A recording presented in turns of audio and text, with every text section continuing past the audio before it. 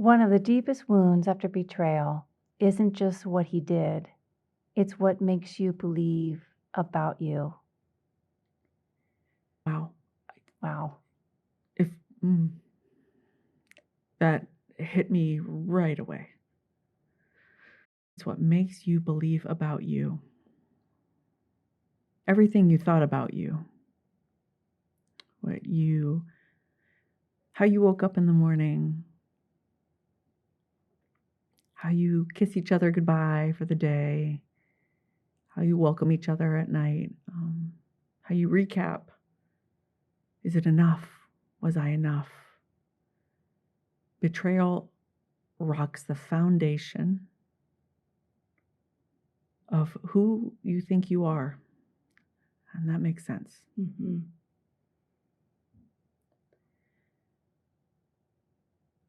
We are a ministry that prays.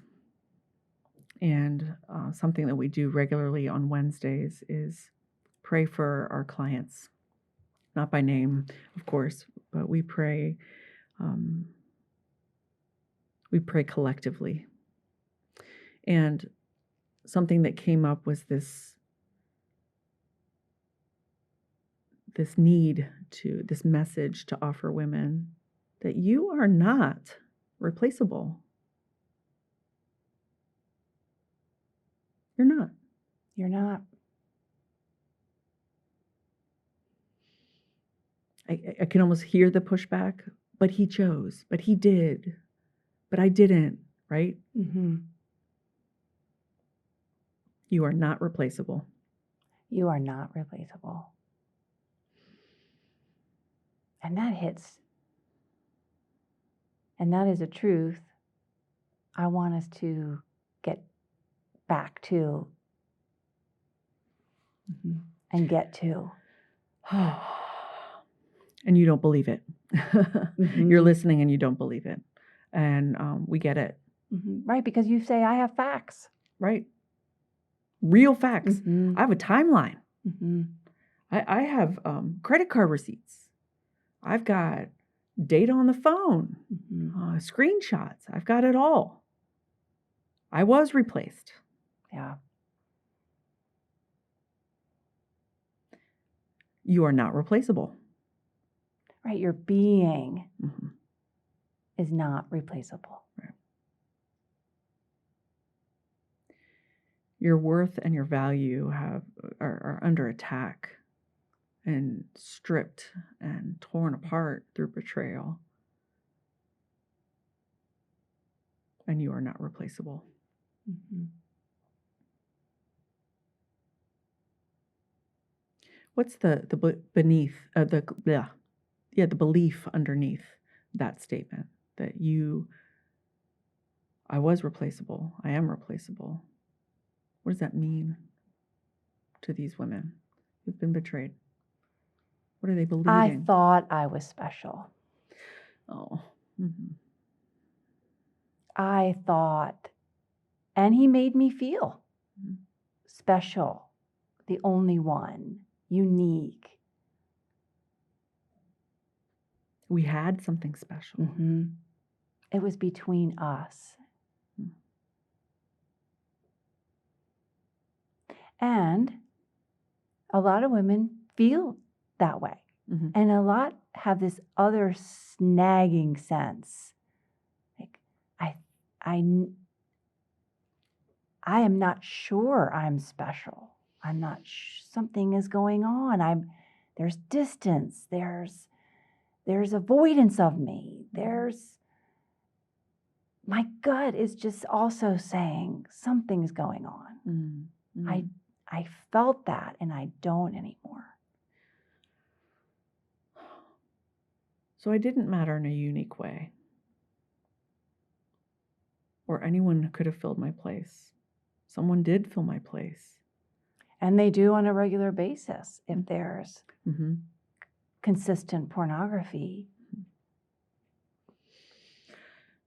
These women, these people on in porn are distant, and yet this wound runs so deep. It hits so deep.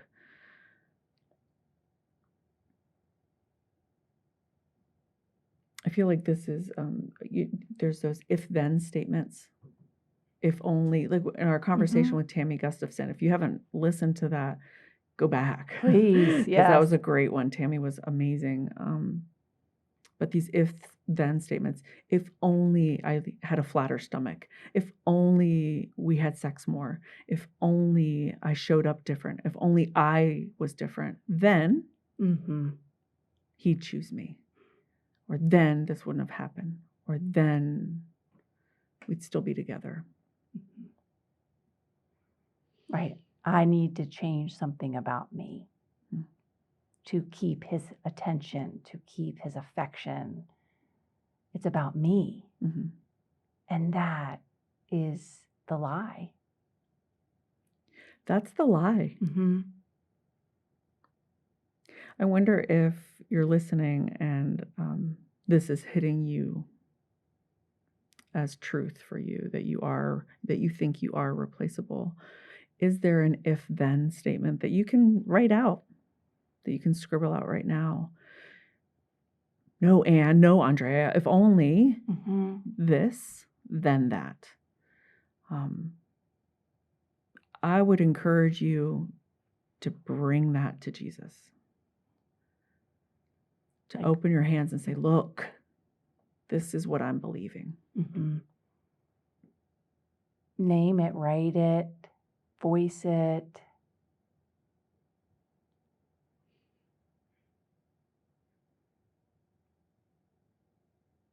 Because it's sneaky dark, right?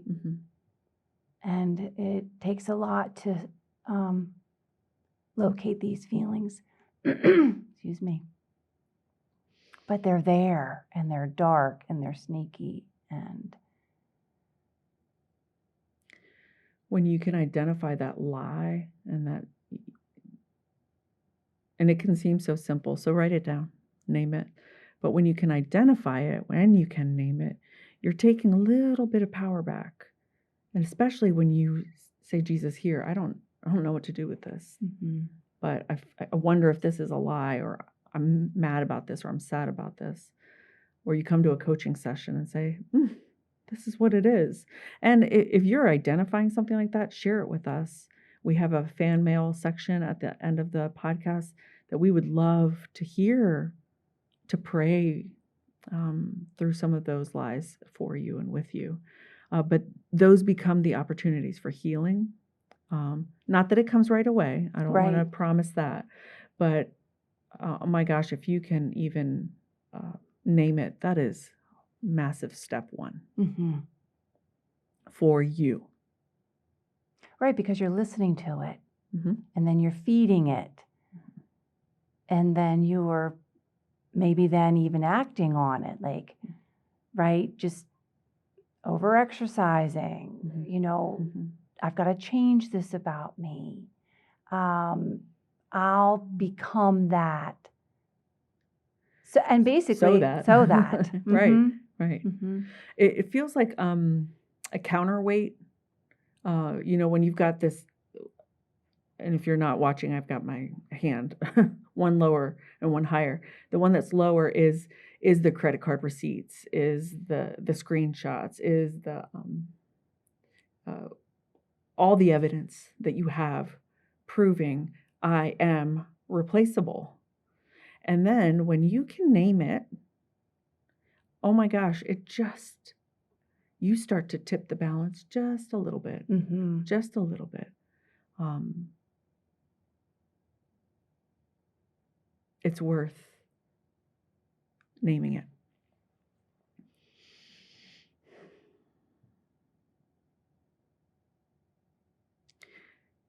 Betrayal is an attachment wound, which we've talked about before.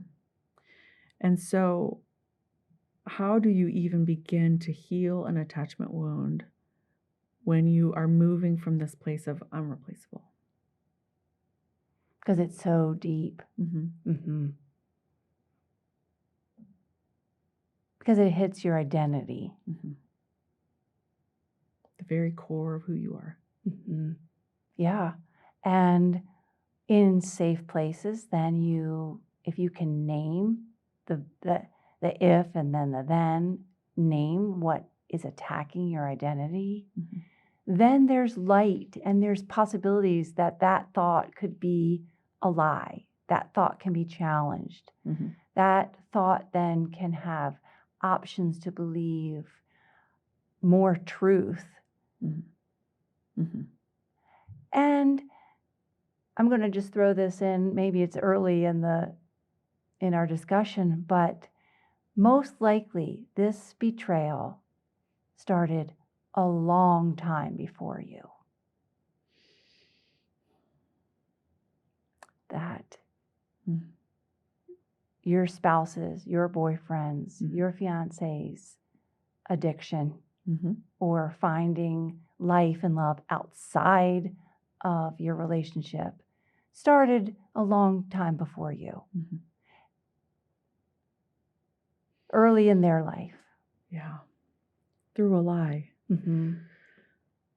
So to bring honesty into the equation and into this moment feels like to me, I just keep thinking like a power move. It just feels that light, to introduce light into this dark space is a move for you.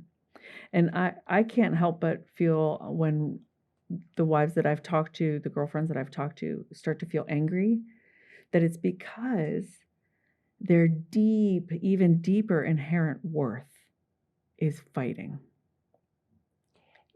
And I love when you can start hearing that anger, because then there's the opportunity to challenge Mhm. the replaceable. Mhm. Or because when I was listening to you, Andre, I was starting to picture replaceable, or the other word, and this is kind of going to be abrupt here, but um, you know,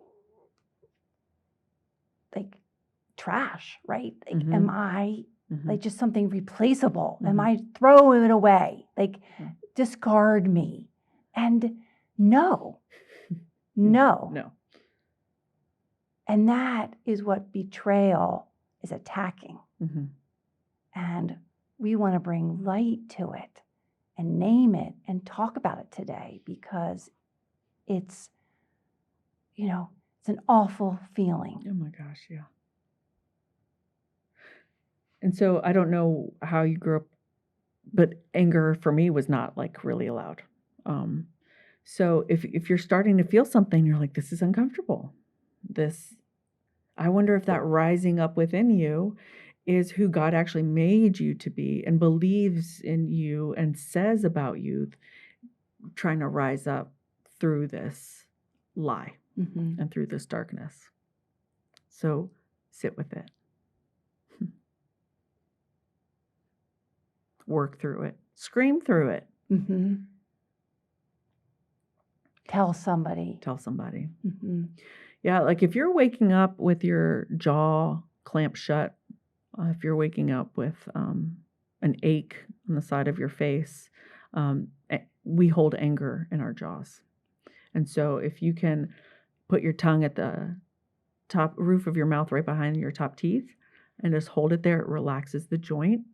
And that's a sweet way to acknowledge the anger in your body and also treat it. Your teeth can only handle so much. Mm-hmm. Your heart is dealing with a lot. So give your jaw a break. Mm-hmm. And that's anger. And Yeah, that's it has a helpful. place. Mm-hmm. It has a place for sure. If you're here and you're listening, I wonder if there's an inkling of you that thinks, but wait, there is worth. I'm good at this, or people like this about me, or there's something about you that wants to believe you're irreplaceable. And you are irreplaceable.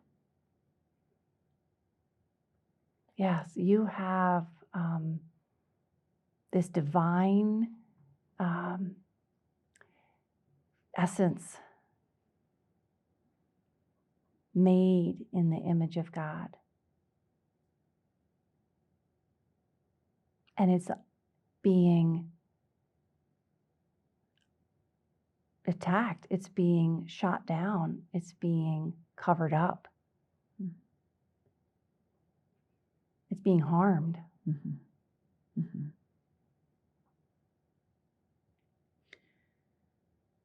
If you can't care for yourself, I wonder if you have people around you who can care for you. And if you don't, remember we're here. But to have somebody to give you a hug or to sit with you and get angry with you, Mm-hmm. sit with you and let you cry.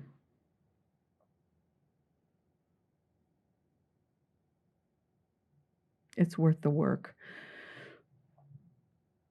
You know, this is an attachment wound, so I think immediately of sacred attachment. And sacred attachment takes those 4 principles of being seen, soothed, safe, and secure, and brings God into it. If you're wondering where God is in this, if you're wondering what he says about you, God says, I see you. God says, I want to soothe you. God says, I am your safety. And God says, I've got this.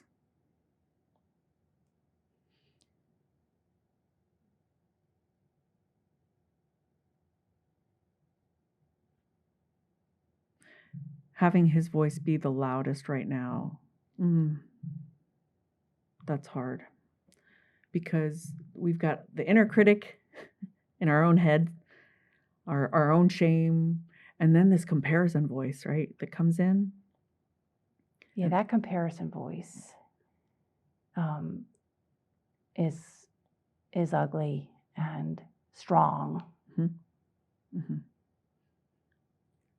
Tells you about your body, tells you about your faith, your worth, somebody's better. Mm-hmm. Your age, your creativity, Mm-hmm. your energy, your spontaneity, your aggression, your loudness, your quietness, all of it, every aspect comes under this lens and then this evaluation. Mm-hmm. And without safe others and truth, man, the other way is going to try to win. Mm-hmm. So almost just as important as naming the lie or naming the emotion, it's also naming these voices like, ooh, that is comparison coming in right now. And if you can name it, maybe you can't stop it right away. That's okay. Mm-hmm. That makes sense. But if you can name it, maybe you can stretch and make yourself real big, because comparison makes you so small. It just shrinks who you are. And so irreplaceable you, if you can stretch your arms really big and stretch from the crown of your head all the way to your tippy toes and make yourself big and take a deep breath, take up space. That can be a really nice speed bump to comparison. I love that. Mm. Yeah. Let your head get a little quiet and your body get real loud. Yes.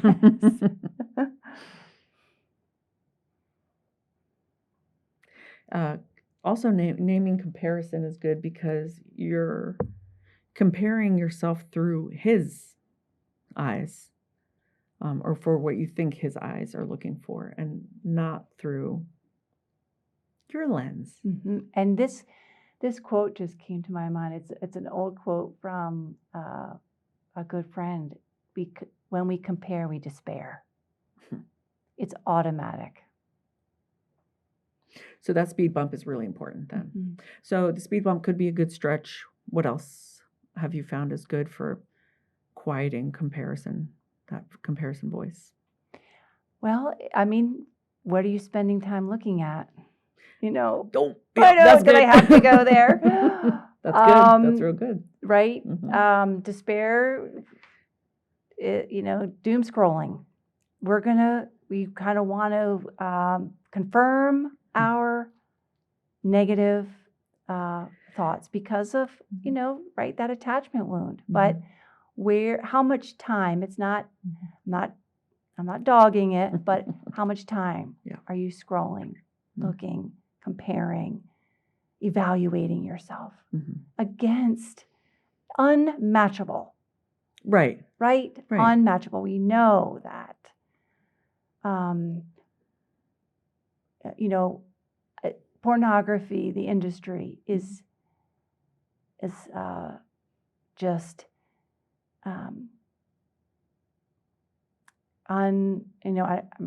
can I find another word besides unmatchable? I can't right now, but you know, women, like what we look at will impact us.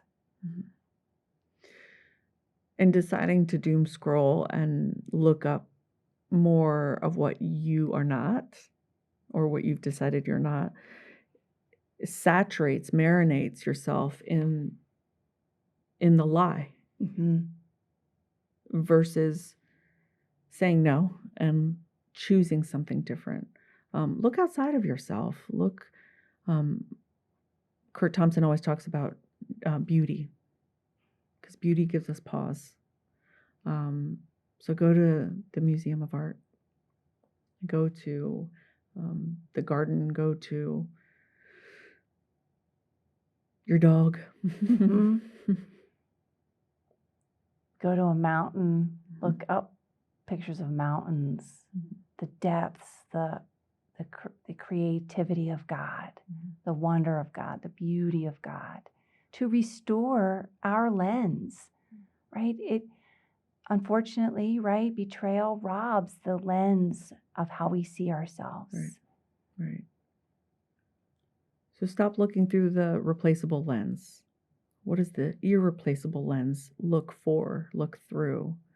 And let that be an adventure, not a challenge so much, but like, God, I don't even know that my eyes want to look. Can you help me want to look? So comparison voices, inner critic, lies, darkness, that is the equation for a replaceable you. And yet that's not who you are. You are irreplaceable. I think of, is it Isaiah 40 that says, his thoughts are higher than our thoughts and his ways are higher than our ways. And if his thoughts are that high and his ways are that high, he also thought of you. He made you. You are irreplaceable. So much so that the mountains break into singing and the trees clap with joy. Like even just that idea, that picture seems so sweet and fun, and yet that's also God. We have seen him and heard him move in ways in our own lives and in the lives of women that we get to walk with, that are irreplaceable moments. Yes, and we get to witness that. God's restoration of how women see themselves. And I love Tammy Gustafson's book. And it has just beautiful imagery on the cover, right, of just a mosaic. And it is, the mosaic is crushed at first, and then it's remade, and it's gorgeous. From broken to brave, from shattered to restored, from replaceable to irreplaceable. It's easy for us to say this on a podcast. What are some simple anchors we can offer our listeners? Some truths when the thought hits that I am replaceable. What helps in the moment? I don't want to make light of it, because that feels like a real truth, but is call somebody. I'm sinking, SOS, a friend who all you have to do is say, help. My very identity is crushed. And that's a truth worth sitting with.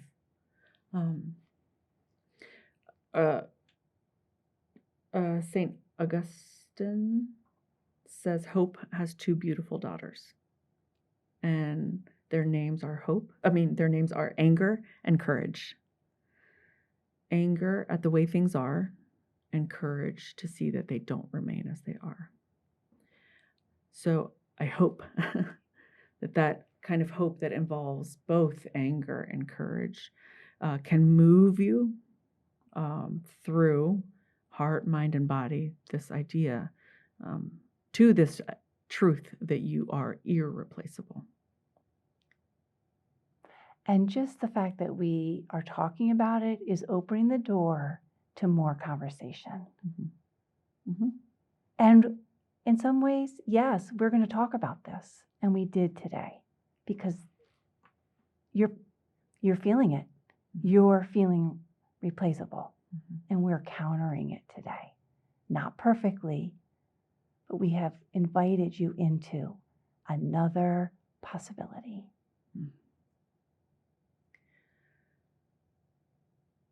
I would love to know what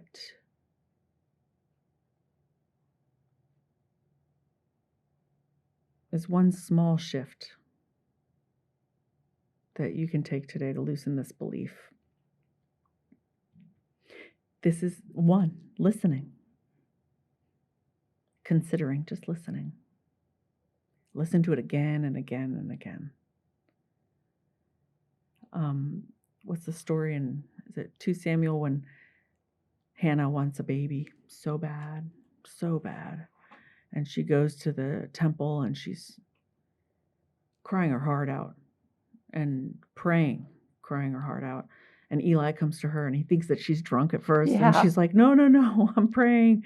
And he validates her, validates her want, validates her tears.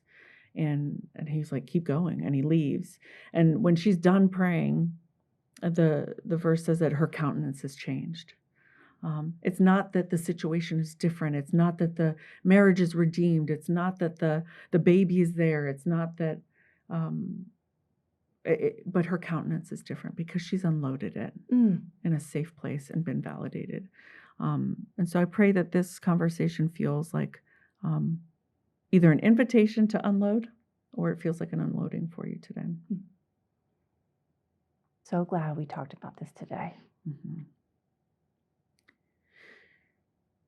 May you know the truth that you are one of a kind, beloved, chosen, and irreplaceable. Amen.